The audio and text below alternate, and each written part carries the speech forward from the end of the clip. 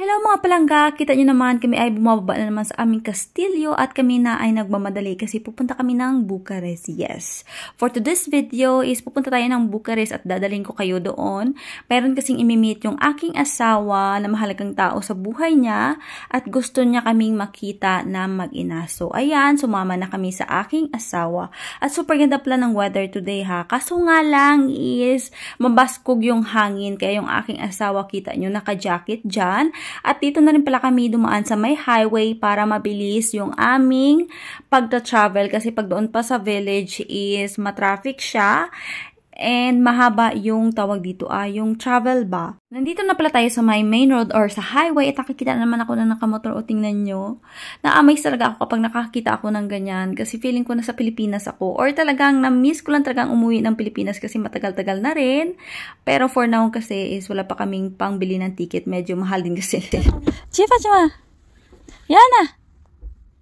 Tati is pipi! Chifa, chima ng bata nga wala na sang sapatos nga isa. Ha!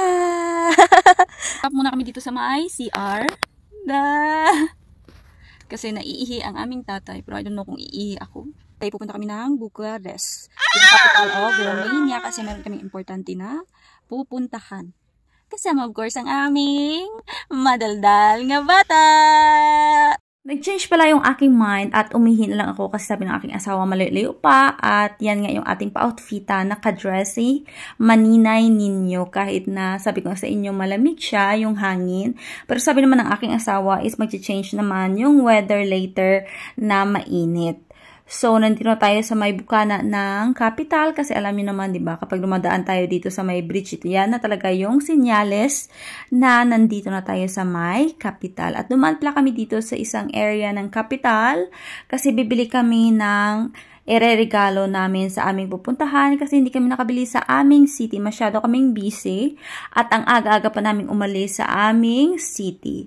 Ito pala yung significant dito ng Romania and some other country din na part ng Europe. Meron silang pagganito and very Instagrammable kapag kayo ay nakapicture dyan. Nandito na kami sa Bucharest at nakadalaw na rin kami sa aming at nanggaling na rin kami doon sa aming dinalaw at yung aming tatay may pinuntahan lang siya parang may bibilhin yata. At kami ng aking Junakis na iwan dito sa sasakyan at nagbihis kami kasi nagpupo ang aming Indayana. Magtapon muna kami ng basura doon kasi may basurahan. Mabuti na nga lang is madala kong extra damit Indayana kasi kung wala ewan ko kung anong mangyayari sa aming dalawa. Hindi ko na kayo dinala doon sa aming dinalaw na mga tao kasi nga they are private. Nagstay lang kami doon ng mga ilang oras at nagmaritisan lang sa aming mga buhay-buhay. At dahil nagugutom na ako so kakainin natin yung biscuits ni Indayana. Ikaw yung biscuits ni Indayana. Paparating na yung aming tatay. Nilagay ko na dyan si Indayana sa kanyang trono. Pero yung aming tatay, hindi pa pala siya bumabalik. Akala ko siya na yung nakita ko, hindi pa pala. Kami sa KFC kasi bibili kami ng aming pagkain. Hindi pa kasi kami nakakain. In the afternoon, Sindayana nakakaon na ni Bray Lapik. Bray biscuits. Natin ulit Sindayana ng biscuits. Bray?